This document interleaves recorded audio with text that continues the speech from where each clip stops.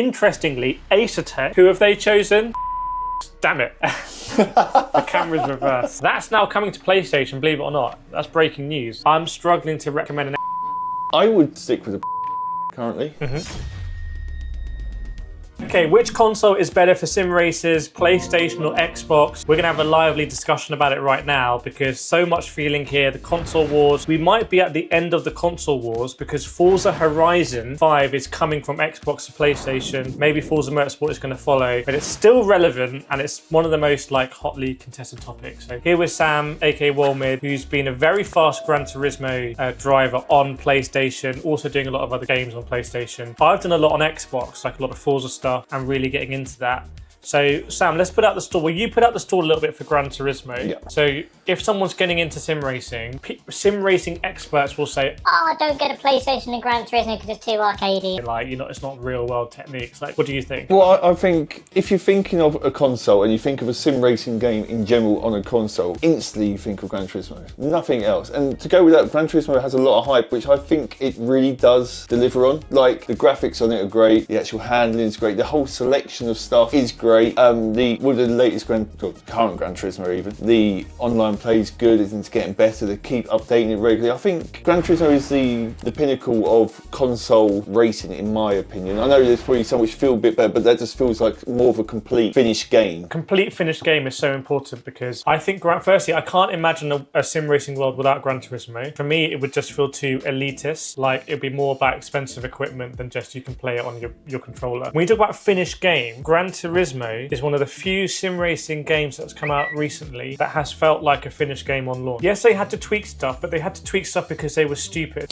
They had to tweak it because the credits were too hard to get and you couldn't compete online because you couldn't afford the powerful cars, so they let you rent cars. Finished product, Gran Turismo, all credit to them. You can recommend it. You can. Yeah. So if you're thinking about recommending it, or it's being recommended to you, and the experts saying, "Oh, don't get this arcadey," ignore them. Send them my way to this video. Ask them to comment, and we'll sort them out because it is just perfectly legit. However, I think Forza Motorsport on Xbox doesn't get the same love. It was clearly designed by Xbox to compete with Gran Turismo. They've said that openly. By contrast, when the latest Forza Motorsport came out, and 2025 has made this video, but when it came out in 2023, it was not a complete game. It was really not very good. Replays didn't work. You couldn't take photos of your cars. It was just pretty bought. A lot of content came out post-launch. A lot of it was locked behind the VIP car pass, which I bought, but it was locked away for people. However, with that said, Forza Motorsport on Xbox does have a really fun driving style, and having been lucky enough to drive some race cars in real life, I think Forza has a more accurate sensation of how your tyres interact with the road and the limitations of grip. Because I would say Gran Turismo is a little bit of an understeer simulator. Yeah. Now, Sam is a professional karter. For example, you have driven a lot in the wet on slick tyres. I have, and even in the dry and slick, I was naturally always I always set my karts up for understeer. So actually, that's probably why Gran Turismo feels so good for me. That's interesting. So you want to be in that. I always like the understeer. Whereas in Forza, it encourages, you have to be flamboyant in Forza because you can't keep it all in check. Yeah. So you've got to get the car out of shape and kind of be power sliding it through. Whereas in Gran Turismo, it's actually quite difficult to wrestle the cars into that. Yes, it feels more boaty. Yeah, it does. Yeah, more boaty is a really good way of describing it, in my opinion, and it's safer. It's understeer in all forms of motorsport, no matter what you play, is always a safer option. So I would say Gran Turismo, I'm trying to think back to when I was doing my Mazda racing in Spain and what sim racing helped me. Gran Turismo is really good for racing lines. You brake on the outside of the circuit next to the white line and you hit the brake 100% and the ABS is bulletproof, and you brake in a straight line and you trail brake a little bit and you hit your apex, you get on the power. Great, no drama. You can have no drama in the braking phase. Whereas Forza is there's more variety going on and there's more chaos, and it's probably too chaotic. Yeah. But that, I think, is a big philosophical difference. And I would say another one of our mutual friends, which is Steve Brown, aka Super GT, is probably one of the most high-profile players who went from Forza on a controller to Gran Turismo. Yeah. I also feel like the Forza world is a bit less judgmental. We were talking about camera angles earlier. I quite like driving from time to time in chase cam, whether I'm on a wheel or not, like the camera behind the car. At the World Finals, some of the fastest Gran Turismo drivers in the world driving chase cam. People like Baptiste Beauvoir, Coco Lopez, they're driving chase cam. You saying you quite like driving chase cam. That will get you will be attacked relentlessly in the Gran Turismo. You'll be crucified. You won't be able to show your face.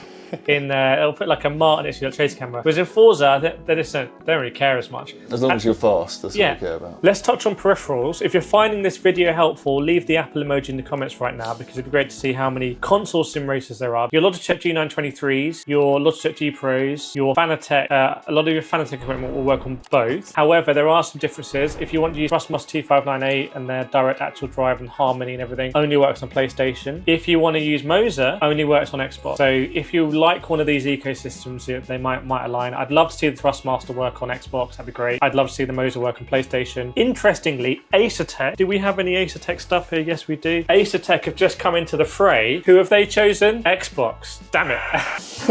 The camera's reversed. They've chosen Xbox. So Acertec, yes, Acertec, proper big sim racing. They've gone with Xbox. Now on other games, you have Assetto Corsa Competizione on both. I don't know if you did too much of it, but I did quite a bit. And on the next gen consoles, it's actually really good. Okay. Wreckfest on both. Love it. So Wreckfest 2, as we record this, is just coming out. I'm meant to be doing an early review of it. So that's great. Forza Horizon 5, not a sim racing game. However, that's now coming to PlayStation, believe it or not. That's breaking news. That is coming to PlayStation. Forza Motorsport might follow suit. Now, this is probably the most important point in this video, which is we've delineated this choice, what's better, based on the flagship game, which is Forza versus Gran Turismo. But actually, if Forza comes across to PlayStation, that changes. And I think a really important thing is that, let's say you can get Forza now on PlayStation. I don't think PlayStation can put Gran Turismo on Xbox. Never. And also, Gran Turismo in VR is a really good experience. Gran Turismo in PSVR 2 is genuinely really good. So it may be that at the moment, or let's say 1 year ago, 1 year ago Forza wasn't good enough. I would say there was a window where, like, at the end of 2024, I could say, actually, you can pick up an Xbox and get Game Pass and get Forza and get an R3. That's really...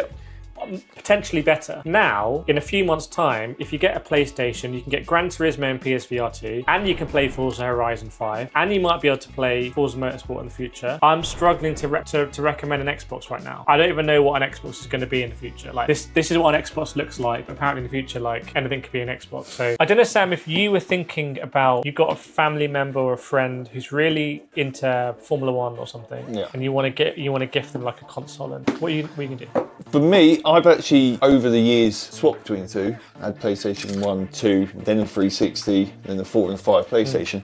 I would stick with the PlayStation currently. That is my go-to. I know it also, like you said, with actual more racing games coming to it, and we are essentially, and the same people watching it, people who love racing, that just makes all the more sense. Although then that does cost more for the initial investment, doesn't it? In terms of price? Price with the PlayStation Pass and everything all added in. Yeah, you have to get, well, I mean, if you Xbox Live versus PlayStation Plus, I mean, the Xbox Series S is cheaper, but it's also not very good compared to the PS5. So yeah, different ways to cut it. I tell you what, let us know in the comments which console you prefer. And if you want to see a really scientific breakdown, we can do that also. So let us know, and we'll see you next time.